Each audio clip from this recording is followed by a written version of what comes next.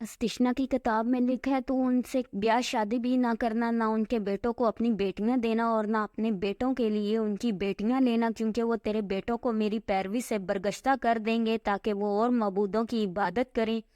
یوں خداوند کا غضب تم پر بھڑکے گا اور وہ تم کو جلد ہلاک کر دے گا۔ خداوند نے اسرائیلیوں کو حکم دیا کہ تم غیر قوموں میں شادی نہ کرنا، اور خدا کا نیا عہد نامہ میں بھی حکم یہی ہے۔ پہلا کرنتھیوں میں لکھا ہوا ہے کہ شادی کرے، صرف مسیح میں، مسیحیت سے باہر شادی نہیں کر سکتے۔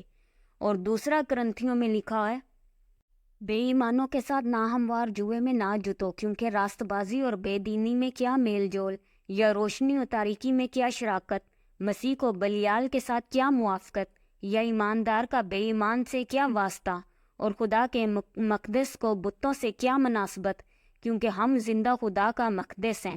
چنانچہ خدا نے فرمایا کہ میں ان میں بسوں گا اور ان میں چلوں پھروں گا، اور میں ان کا خدا ہوں گا اور وہ میری امت ہوں گے۔ اس واسطے خداوند فرماتا ہے کہ ان میں سے نکل کر الگ رہو اور ناپاک چیزوں کو نہ چھوؤ، تو میں تم کو قبول کر لوں گا اور تمہارا باپ ہوں گا اور تم میرے بیٹے بیٹیاں ہوں گے۔ خدا کی مقدس قوم صرف یہودی لوگ نہیں، آج کا مسیحی خدا کی مقدس قوم ہے۔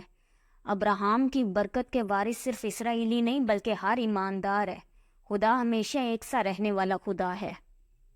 عزرا کی کتاب میں لکھا ہے، جب یہ سب کام ہو چکے تو سرداروں نے میرے پاس آ کر کہا کہ اسرائیلی لوگ کاہن اور لاوی ان اطراف کی قوموں سے الگ نہیں رہے، کیونکہ کنانیوں اور ہتیوں اور فرزیوں اور یبوسیوں اور امونیوں اور موابیوں اور مصریوں اور اموریوں کے سے نفرتی کام کرتے ہیں۔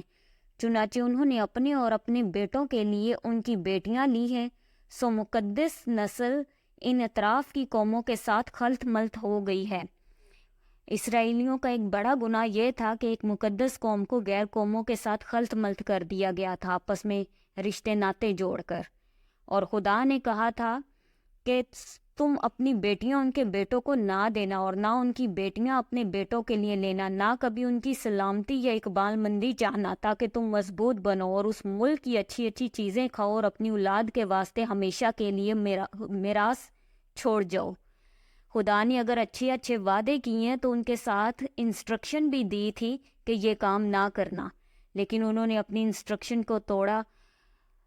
اسرائیلیوں نے جہاں سود پر لین دین کیا، خدا کے خادموں کو ٹھٹھوں میں اڑایا، ایک بڑا گناہ جو ان کی زندگیوں میں تھا یہ غیر قوموں میں شادی تھا، جس کے باعث یروشلم کے لوگ 70 سال کے لیے بابل کی غلامی میں گئے۔ بابل کے بادشاہ نے یروشلم کو جلا کر کھنڈر بنا دیا، خدا کی ہیکل کو بھی جلا دیا۔ خدا نے اپنے ہی گھر کو جہاں خدا کی پریزنس تھی اس کو جلنے دیا اپنے لوگوں کی گردن کشی کی وجہ سے۔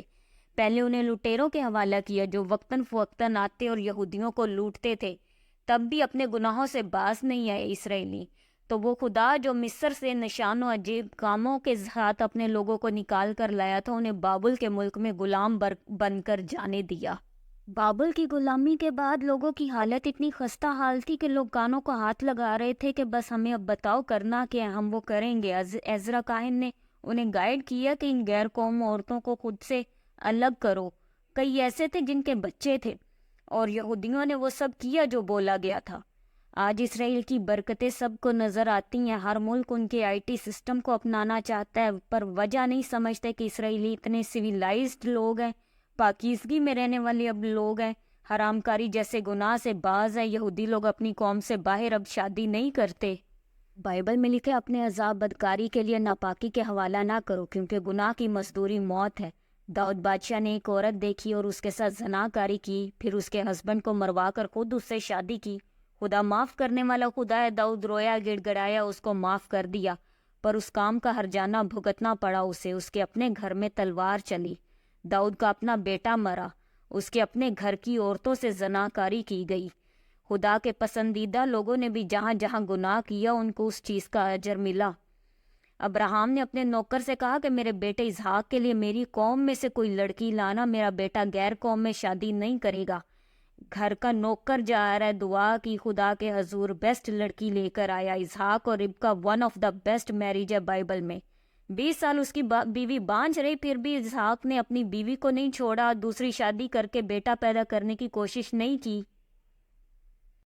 ابراہم کی ساری بلیسنگ کا وارث اسحاق بنا. یہ صرف بھیڑ بکریوں کی بلیسنگ نہیں تھی, یہ اس کی سپورٹ کے لیے اس ریفرنس ویڈیو آپ دیکھ سکتے ہیں. ابراہم حکمت میں آگے, سکلز میں آگے, ویلتھ میں آگے. بائبل میں لکھے اگر تم مسیح کے ہو تو ابراہم کی نسل اور وعدہ کے مطابق وارث ہو. جیسے آدم کا گناہ جو ہے وہ سب آدم میں گیا, ویسے ابراہم کی بلیسنگ جو ہے وہ سب مسیحی لوگوں میں ہے. تو ابراہم کی بلیسنگ کے آپ لوگ وارث ہو, آپ ایک مقدس قوم ہو, تو اٹھا دینے والے گناہوں سے جو ہے وہ بچ کر رہیں.